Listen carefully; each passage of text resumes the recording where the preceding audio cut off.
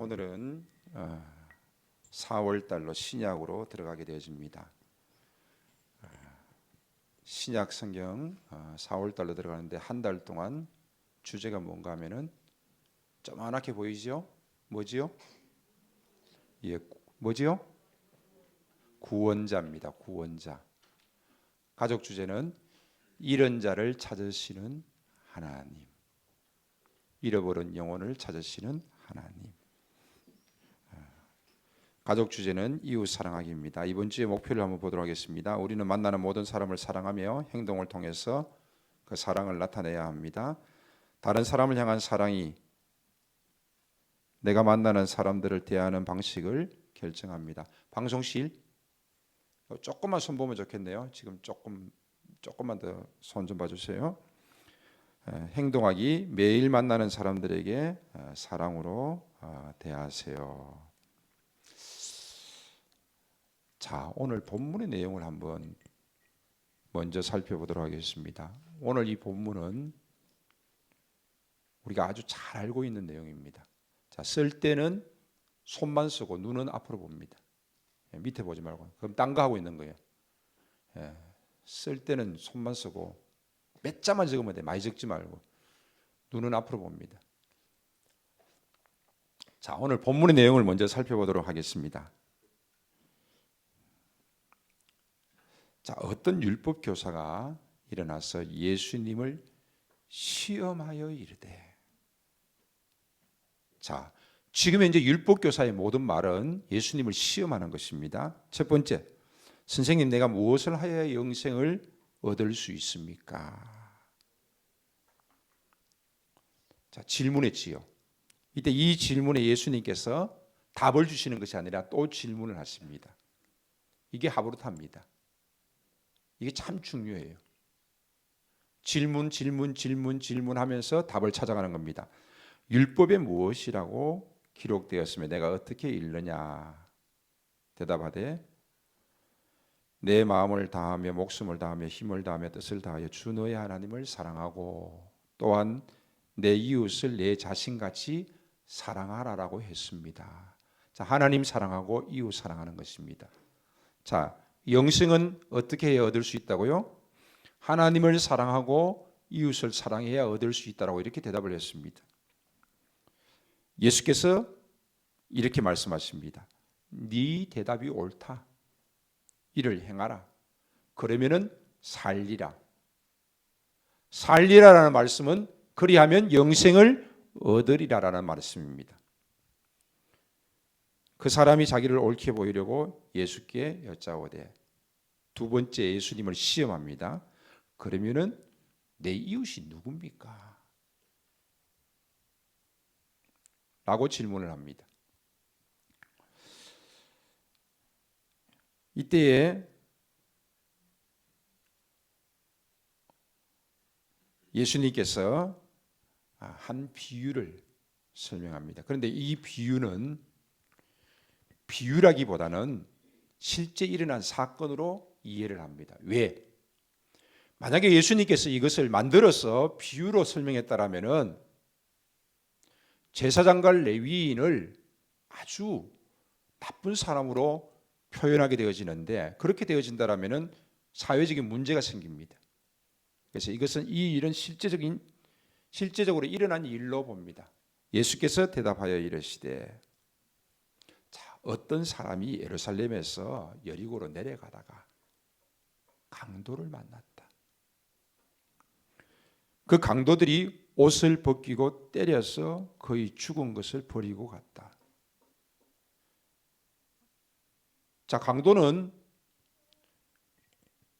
물론 강도는 사람을 어떻게 해하고 물건을 빼앗아 갑니다.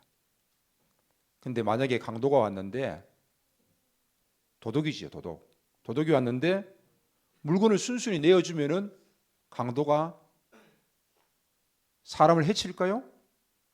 물론 얼굴을 보았더라면은 자신을 숨기기 위해서 사람을 해칠 수도 있습니다. 자, 강도들이 옷을 벗기고 때려서 거의 죽은 것을 버리고 갔더라. 아마도 이 사람은 자신의 소중한 것을 빼앗기지 않기 위해서 아마 몸부림치지 않았나 이런 생각도 해봅니다. 마침 한 제사장이 그 길로 내려가다가 그를 보고 피하여 지나갔고, 제사장이 강도 만난 자를 보고 피하여 지나갔고, 또 이와 같이 레위인도 그곳에 이르러 그를 보고 피하여 지나가고, 어떤 사마리아인은 여행하는 중 거기 이르러 그를 보고 불쌍히 여겨 가까이 가서 기름과 포도주를 그 상처에 붓고 싸매고 자기 짐승에 태워 주막으로 데리고 가서 돌보아 주니라. 그 이튿날 주막 주인에게 데나리온 2를 내어주면서, 데나리온 하나는 뭐지요? 남자의 하루 품삯입니다. 만약 하루에 일을 했을 때에 15만 원을 받았다 그러면 30만 원을 준 거죠. 데나리온 2를 내어주면서 이르되 이 사람을 돌보아 주고 비용이 더 들면은 내가 돌아올 때에 갚겠다라고 약속을 합니다. 그러면서 율법사에게 네 생각에는 이 세 사람 중에 누가 강도 만난 자의 이웃이 되겠느냐라고 또 질문을 합니다. 자, 우리는 이 본문을 접하면서 이런 생각들을 합니다. 첫 번째, 나는 누군가? 제사장인가? 레위인인가? 사마리아인인가? 라는 생각들을 많이 합니다. 두 번째는 나의 이웃은 누군가? 라는 생각들을 합니다. 나의 이웃은 누군가? 우리의 이웃은 누구지요? 생각을 합니다. 같은 아파트에 살아도 바로 앞집에 누가 사는지 아랫집에 누가 사는지 잘 모르는 게 바로 현실입니다. 그렇다면 지금 이 시대에 나의 이웃은 과연 누구인가? 라는 질문을 하는 겁니다. 세 번째는 누가 강도 만난 자의 이웃이 될 수 있는가? 예수님께서 이 세 사람 중에 누가 강도 만난 자의 이웃이 되겠느냐라고 질문했듯이 나는 강도 만난 자의 이웃이 될 수 있는가라는 생각도 해봅니다. 그래서 저는 서울에 제일 처음 올라올 때에 이 누가복음 10장 이 본문을 가지고 설교를 했습니다. 그때가 94년도 12월 달이었어요.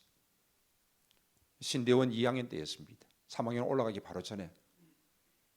저는 아직까지 이 설교를 기억합니다. 자기 중심에서 나의 이웃이 누구냐? 라고 많은 사람들이 생각을 하지만은 예수님께서는 마지막 질문 가운데서 누가 강도 만난 자의 이웃이 되겠느냐라고 질문하십니다. 그래서 나는 누구의 이웃이 될 수 있는가? 라는 포커스로 설교를 한 적이 있습니다. 그런데 오늘 이 커리큘럼 본문을 통해서 우리가 이 본문을 통해서는 한 주간 동안 목사님들하고 말씀을 나누고 또 준비하면서 전혀 다른 관점으로 이 본문이 보이기 시작했습니다.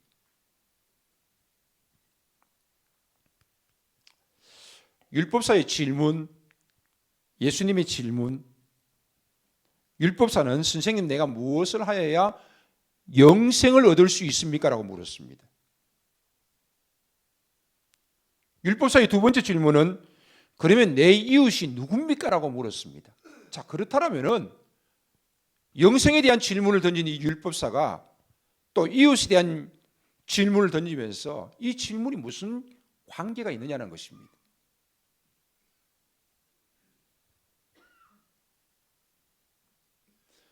물론 예수님께서 율법에 무엇이라고 기록되었으면 내가 어떻게 하였느냐라고 말할 때에 하나님을 사랑하고 이웃을 사랑해야 합니다라고 말했습니다. 그러면 너도 이와 같이 하라 이렇게 말했습니다. 그러면은 그 율법에 기록되어진 말씀은 하나님 사랑, 이웃 사랑인데 이 율법사는 두 번째 하나님의 사랑을 딱 떼어내서 예수님께 다시 질문합니다. 그러면 내 이웃이 누굽니까? 라고 질문을 하고 있죠. 이때 예수님께서는 이 사건을 말씀하시면서 누가 강도 만난 자의 이웃이냐? 라고 질문을 하십니다. 그때에 이 율법사는 어떻게 대답을 합니까? 사마리아인입니다라고 대답합니까? 아니지요. 자비를 베푼 자입니다라고 말합니다. 차마 그 입에서는 사마리아인이 강도 만난 자의 이웃이다라고 말하지 못했던 것입니다. 자,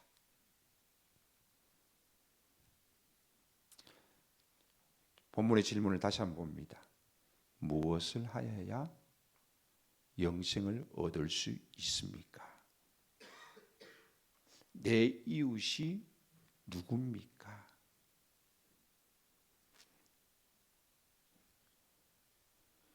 나는 강도 만난 자의 이웃이 될 수 있는가? 라는 질문들을 하게 되어집니다. 그러나 제사장과 레위인은 강도 만난 자의 이웃이 될 수 있었다? 없었다? 없었습니다. 제사장은 제사를 주관하는 자입니다. 레위인은 성전에서 봉사하는 자입니다. 사마리아인은 유대인들이 이방인 노예보다 못한 존재, 노예 중에서도 이방인 노예보다 못한 존재, 심지어 개처럼 취급했습니다. 자, 이 세 사람이 등장했는데, 자, 제사장의 입장을 좀 이해해 달라는 겁니다.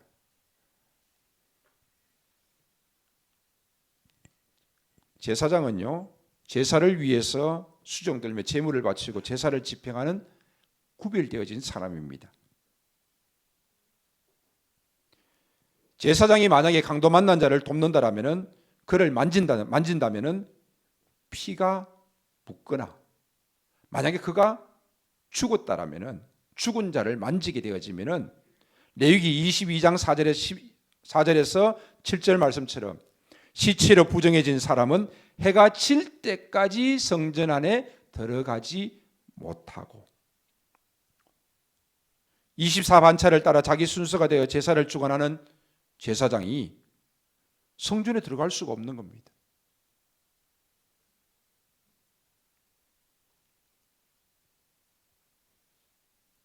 제사장의 입장에서는 지금 내가 이 사람을 도울 때가 아니라는 것입니다. 다른 시간에 만났다라면은, 내가 제사를 다 주관하고 돌아오는 길에 만났다라면은 도울 수 있겠지만 지금은 그럴 수 없다라는 겁니다.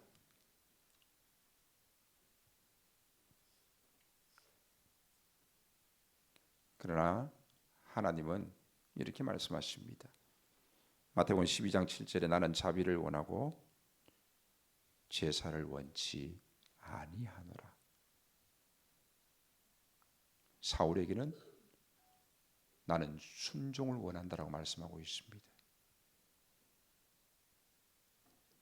하지만 제사장은 자신의 입장에 따라서 지금은 내가 이 사람을 도울 때가 아니라는 것입니다. 만약에 그가 성전 안에 들어가지 못하고 제사를 주관하지 못하게 되어진다면 어떻게 되겠습니까? 제사가 드려지지 않는 것입니까? 아닙니다. 다른 사람이 대신할 수 있습니다. 그러나 자신은 지금 오랜만에 찾아온 자신의 순서에 따라서 제사를 주관하기를 원했던 것이고, 또 그것이 더 중요하다고 생각했던 것입니다. 그러나 그는 그의 이러한 마음이나 모습은 강도 만난 자의 이웃이 될 수 없었다라는 것입니다. 두 번째, 레위인입니다. 자, 레위인의 입장을 한번 보십시오. 하나님의 성전에서 모든 잡일들을 다 하는 사람입니다. 태어나면서부터 성전에서 여러 가지 잡일들을 도맡아 하는 성전 봉사자입니다. 구제하고 희생하는 일은 다른 사람이 해야지. 나는 내가 정말 평생 동안 성전에서 내가 여러 가지 일을 맡아서 이렇게 열심히 하는데 내가 굳이 뭐 이 사람을 도울 필요가 있느냐? 자기 할 일이 아니라는 것입니다. 나는 충분히 난민들도 돕고 구제헌금도 내고 여러 사람들 돕는데 내가 굳이 지금 현재 이 사람을 도울 필요가 있느냐는 것입니다. 이것이 레위인의 입장입니다. 자신의 입장이 있기 때문에 도울 수 없다는 것이요. 나의 그 어떠한 입장도 죽은 자를 살리는 일을 우선시할 수 없습니다. 이것은 결국 자기 중심입니다. 철저히 자기 중심입니다. 신앙은 하나님 중심입니다. 성경 중심입니다. 말씀 중심입니다. 그런데 자기 중심은 결코 신앙이 아닙니다. 십자가는 자기를 부인하는 것입니다. 제사장의 입장, 지금 도울 때가 아니라는 것. 레위인의 입장, 지금 자기가 할 일이 아니라는 것. 결국 자기 입장만 주장하고 있는 것입니다. 하지만 사마리아인의 모습은 어떠합니까? 사마리아인은 고대 이스라엘 왕국의 북쪽 지파의 후손이라고 주장합니다. 에브라임과 므낫세 중심이죠. 북이스라엘이 멸망해서 아수르에 끌려갔습니다. 근데 거기에서 이들이 순수한 혈통을 다 잃어버린 거죠. 그리고 다른 종교의 관습에 물들게 되어집니다. 그리고 난 다음에 이들이 포로로 귀환해서 돌아왔을 때에 이 북이스라엘 사람들을 사마리아라는 땅 속에 가두어 버렸습니다. 그러면서 다른 유대인들은 이 사마리아인이라고 지칭하는 이들을 이방인 노예보다 못한 존재로 여기고 그들을 이웃으로 받아들이지 않았던 것입니다. 상종하지 않았습니다. 자신들의 이웃이 아니라고 생각했는데 강도 만난 자, 즉 유대인입니다. 이 강도 만난 자의 이웃은 바로 사마리아인입니다. 자비를 베푼 자입니다.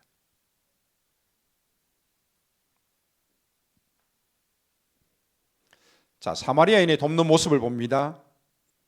그는 여행하는 중 그를 보고 불쌍히 여겨 가까이 가서 돌보아 주니라 이렇게 말씀하고 있습니다. 자, 이 짧은 구절 속에서 너무 많은 것들이 우리에게 주어집니다. 보고 보여져야 합니다. 휴지가 떨어져 있는데 다 지나갑니다. 왜? 본 사람도 있지만 안 보여지는 거예요. 불이 켜져 있는데 다 그냥 지나갑니다. 화장실에 불이 켜져 있어도 끄지 않습니다.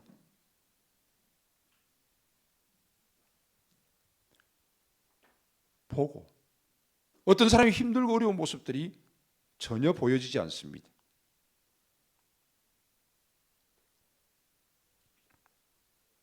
보여져야 하는 것입니다. 불쌍히 여겨 내 마음이 그를 긍휼히 여겨야 하는 것입니다.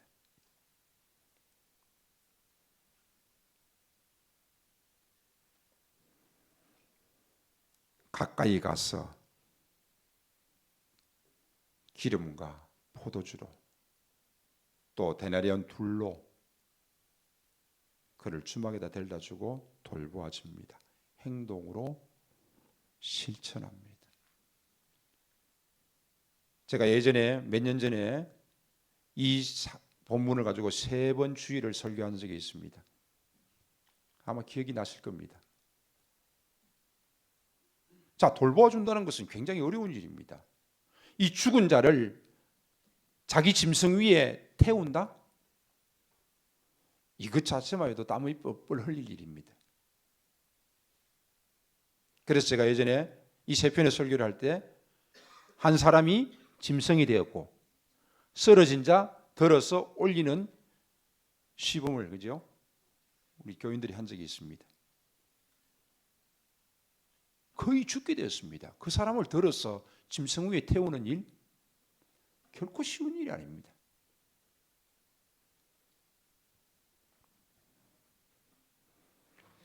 그를 보고 불쌍히 여겨 가까이 가서 돌보아 주니라. 이것이 사마리아인의 모습입니다. 이 사마리아인은 강도 만난 자에 무엇을 묻지 않았다? 두 가지를 묻지 않았습니다. 첫 번째는 왜 내려갔느냐? 그 길로 내려가면 분명히 강도가 있을 것인데 왜 혼자 내려갔느냐? 무슨 급한 일이 있었기에 그렇게 혼자 그 위험한 길을 내려갔느냐? 묻지 않습니다. 개인적인 책임을 묻지 않습니다. 두 번째는 어떤 책임을 묻지 않습니까? 왜 이 길에는 강도가 많은가? 세상은 왜 이래? 사회적인 책임을 묻지 않습니다. 이번에 설교를 준비하면서 이런 생각도 해봤습니다. 제사장과 레위인과 사마리아인이 함께 같이 내려가지 않았을까라는 생각도 해봤습니다. 왜? 혼자 내려가면 위험한 길이니까. 같이 내려가다가 제사장은 모른 척, 레위인도 모른 척 피하여 지나가고 홀로 그 자리에 남아서 그 사람을 돕고 끙끙거리면서 자기 심성에 태워서 갑니다. 그것은 자신 역시 강도를 만날 수 있는 위험한 지경입니다. 개인적인 책임을 말하지 않습니다. 사회적인 책임도 말하지 않습니다. 보고 불쌍히 여기고 가까이 가서 자신의 있는 것을 가지고 헌신하며 희생하며 그를 돕습니다. 이게 바로 사마리아인이 강도 만난 자를 돕는 모습입니다. 자, 예수님의 질문을 다시 한 번 더 이야기합니다. 네 생각에는 이 세 사람 중에 누가 강도 만난 자의 이웃이 되겠느냐? 라고 묻습니다. 내 이웃이 누구냐? 자기중심이죠. 이것은 신앙이 아닙니다. 피하여 지나가는 자, 그 역시 잘못되어진 자입니다. 오늘 본문에서 사마리아인, 즉 도움을 주고 돌보았던 자, 참된 이웃이라고 말했던 자비를 베푼 이 사람이 이 본문의 중심이 아니라는 것입니다. 그러면 이 본문에서 왜 예수님께서 이 사건의 이야기를 하면서 이 말씀을 하시는 것인가?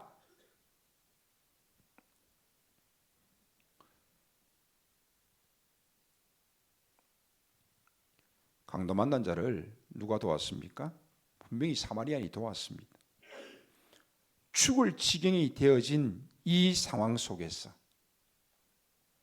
즉 유대인으로서 사마리아인과 상종하지 않고 그의 도움조차 받지 않을 것인데 그는 죽을 지경이 되어졌기 때문에 민족의식, 우월의식 다 깨어지고 사마리아인의 진실된 사랑을 받게 되어집니다. 결국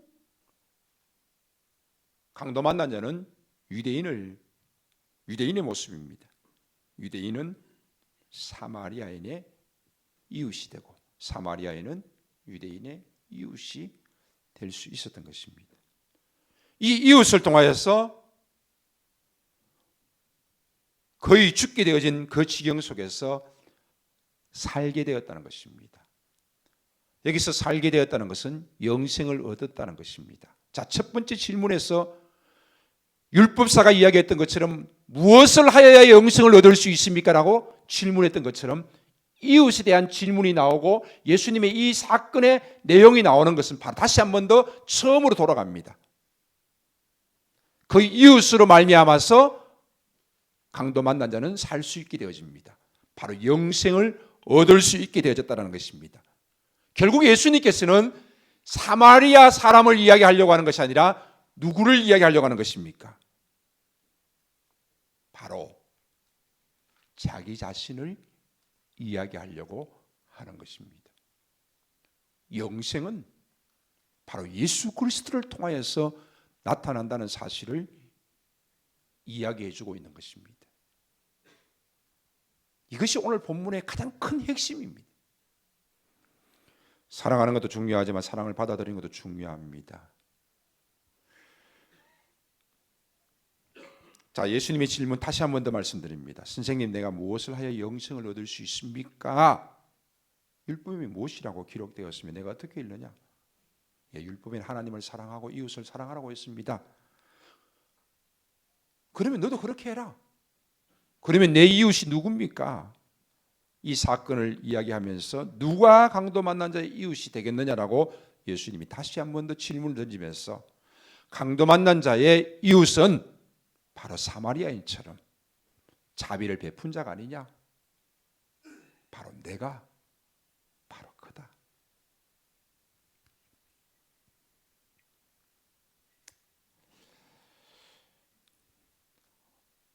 오늘 말씀의 핵심은 4월달 한 달 동안 구원자입니다.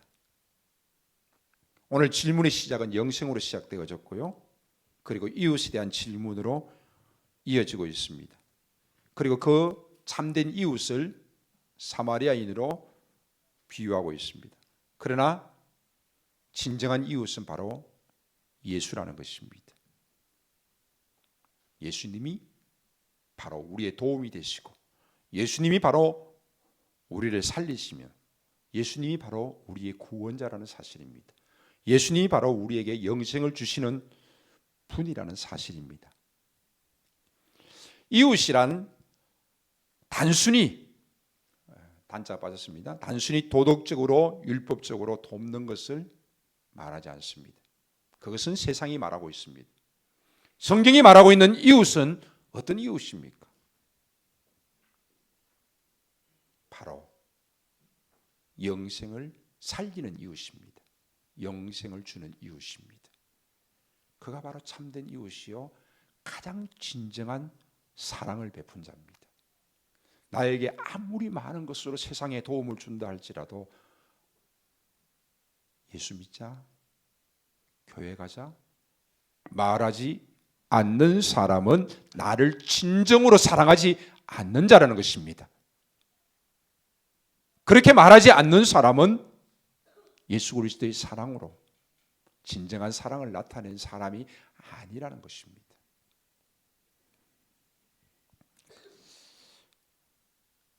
이제 만나러 갑니다라는 탈북자 이야기가 있습니다. 그 이야기를 보면서 어제 재방송이었는지 모르겠는데 보면서 참 눈물이 나더라고. 라오스까지 왔는데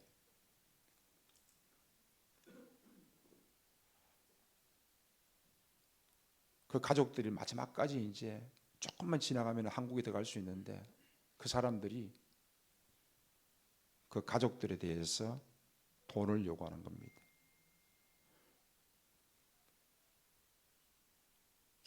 계속해서 잘해달라고 돈을 주고 또 주고 또 주고 있는 거 다 소진했는데 한 달 동안 기다렸는데 그들이 놓아주지 않는 것입니다.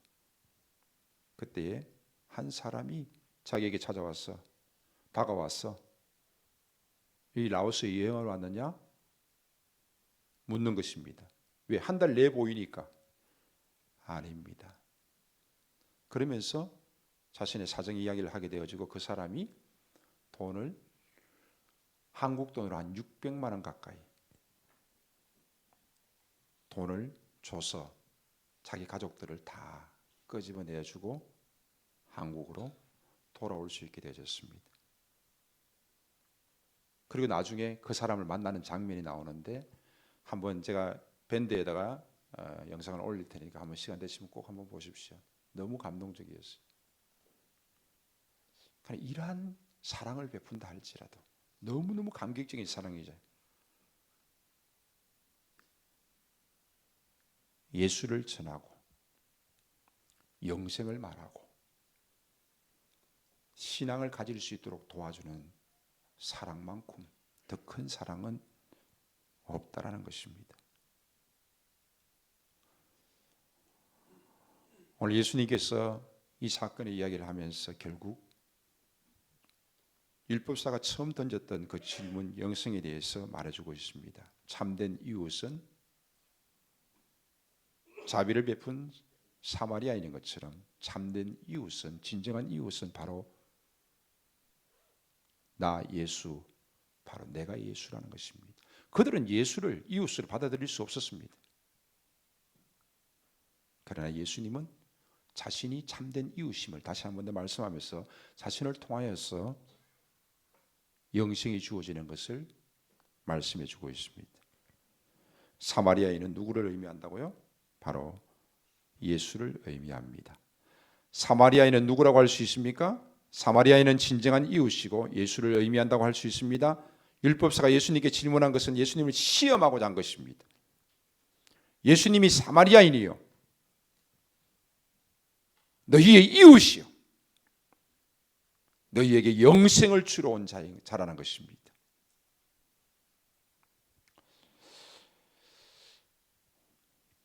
이웃을 통하여 주는 것이 무엇입니까? 강도 만난 자가 사마리아 사람 이웃을 통하여서 도움을 받고 그는 살았습니다. 결국에는 이웃을 통하여서 그는 살리움을 받았다는 것입니다. 즉 영생을 얻었다는 것입니다. 나사렛에서 무슨 선한 것이 날 수 있고 어떻게 자신을 하나님의 아들이라고 말할 수 있느냐? 유대 사회에서는 예수님을 이단시 취급했습니다. 결코 이웃으로 생각할 수 없는 예수님의 존재였습니다. 그러나 예수님은 병든 자를 고치시고 죽은 자를 살리시고 굶주린 자를 먹이시면서 찾아오신 우리에게 도움을 주시는 분이신데 그분은 결국은 우리에게 영생을 주러 오신 분이라는 사실입니다. 진정한 이웃이라는 사실입니다. 이래도 내가 너희의 이웃이 아니냐? 예수 그리스도를 선한 이웃으로 맞이하게 될 때에 살게 되어집니다. 영생을 얻게 되어집니다. 강도 만난 자는 급한 죽게 되었을 때에 비로소 그는 순수한 마음으로 사마리아 사람의 도움을 받아들일 수 있게 되어졌습니다. 사람들은 저마다 물질의 풍요함으로 또 힘들고 어려운 일이 없음으로 인하여서 결국에는 예수를 거부합니다. 하나님을 거부합니다. 신앙을 거부합니다.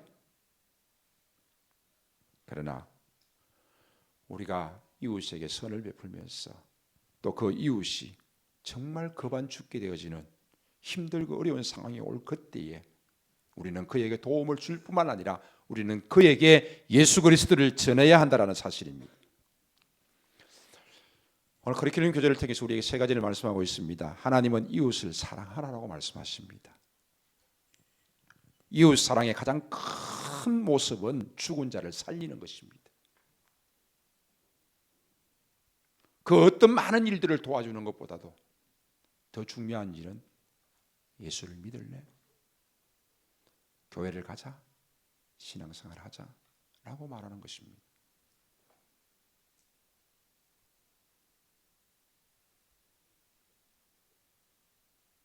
며칠 전에 아들이 후배가 갑자기 아버지가 돌아가셨는데 같이 병원에 있다면서 어떻게 해야 될지 전화로 물었습니다. 그래서 이런저런 이야기 다 해주고 난 다음에 전화를 끊고 난 다음에 혼자 이런 생각했습니다. 이렇게 잘해주고 난 다음에 마지막에 제일 중요한 게 이 시점에 신앙으로 인도하는 건데 그런 생각을 했습니다. 그것이 가장 큰 사랑이 아니겠습니까? 우리가 줄 수 있는 것, 내가 가지고 있는 것 다 준다 할지라도 예수를 전하지 않는다면 그것이 무슨 사랑이겠습니까? 룻기에 보면 나오미가 빈털터리가 되어서 돌아옵니다. 마을 사람들은 그를 반깁니다. 그들이 왜 반깁니까? 믿음의 공동체로 반기는 것입니다. 하나님을 믿는 믿음의 공동체 속에서 그들은 나오미를 받아들이게 되는 것입니다. 강도 만난 자에게 사마리아인의 도움이 필요합니다. 그는 결국 살게 되어집니다. 이것이 바로 이웃 사랑입니다. 두 번째, 우리의 이웃은 우리가 접하는 모든 사람들입니다. 누가 나의 이웃인가? 나는 누구의 이웃이 될 수 있는가? 다양하게 질문할 수 있습니다. 그러나 우리의 이웃은 우리가 접하는 모든 사람입니다. 하나님을 사랑하고 이웃을 사랑하라 율법에서 말하고 있습니다. 이 하나님 사랑, 이웃 사랑 역시 하나님과의 관계에서 나온 것입니다. 율법은 하나님과의 관계에서 나온 것입니다. 그래서 우리는 한 사람이 세 사람을 위해서 기도합시다라고 말하고 있습니다. 혼자 기도하는 것은 어렵습니다. 그러나 누군가 또 그를 위해서 기도하고 누군가 또 그를 위해서 기도하면 여럿이 함께 하면은 그 기도가 더 큰 역사가 나타나게 될 줄로 믿습니다. 자기를 위하여서 재물을 쌓고 창고를 더 짓고 자기를 위하여서 내 영혼아 말하는 자가 아니라 자기 중심의 그 신앙이 아니라 바로 하나님 중심에서 이웃을 더 사랑하면서 나아갈 수 있는 그런 모습이 되어야 됩니다. 우리가 접하는 모든 이들이 이웃입니다. 유대인들은 특별히 이웃이라 그러면은 믿음의 공동체를 이야기합니다. 즉 이렇게 믿음의 공동체.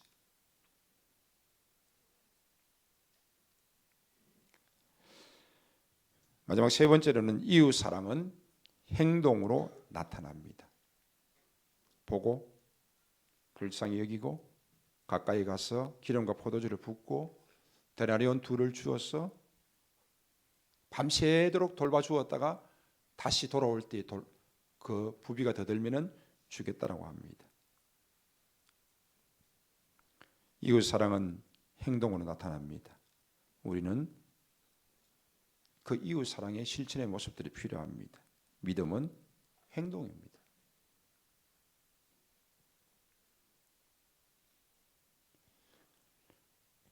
주일 새벽기도에 나옵시다. 주일 새벽기도에 나옵시다. 제가 계속해서 강구하고 있습니다. 우리 안수 집사님들, 권사님들, 장로님들은 오늘도 새벽기도에 많이 나오셨습니다. 나옵시다. 교사들 나와야 되겠지요. 나옵시다. 제가 다 계속 강구합니다. 제가 올 1년 12달 내내 강구할 겁니다. 나오다가 안 나오다가 저는 1년 12달 내내 강구할 겁니다. 자, 그러면서 주일 새벽기도에 나와서 이런 생각해 봅니다. 한 달에 한 번 정도는 새벽기도에 마치고 빗자루 들고 그냥 교회 주변 동네 넓지 않습니다. 좁습니다. 조금 청소하면 좋겠다라는 생각이 듭니다. 한 10분 정도만. 여럿이 하면 금방 합니다.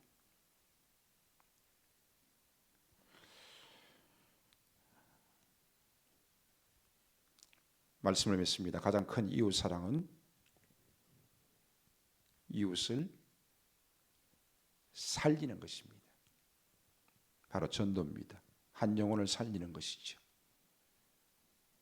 잃어버린 자를 찾으신다라고 말씀하고 있습니다. 하나님께로 인도하는 것입니다.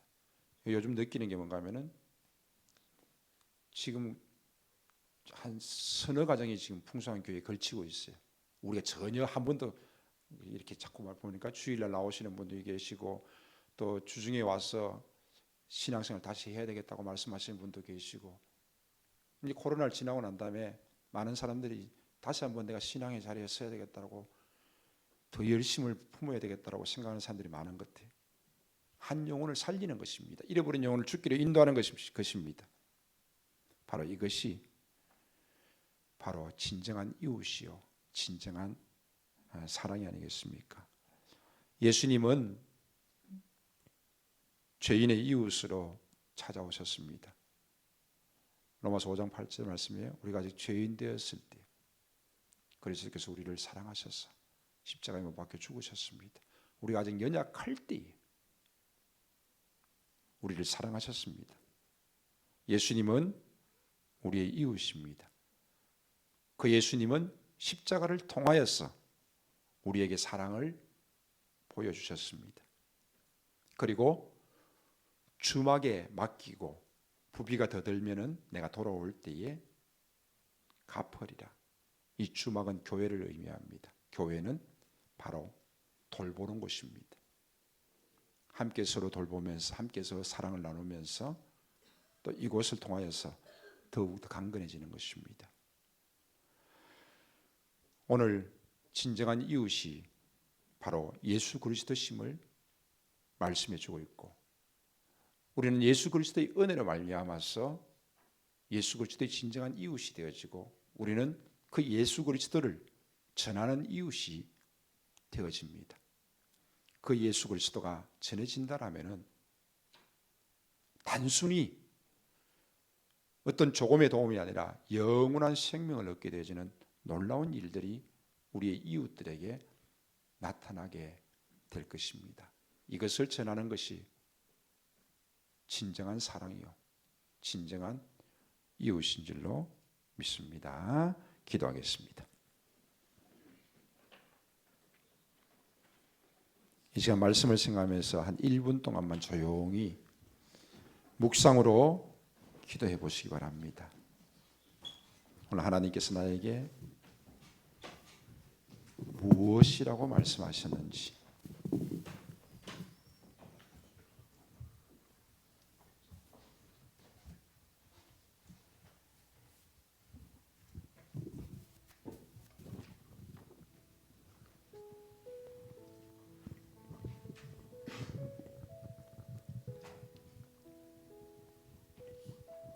우리가 급한 죽게 되었을 때에,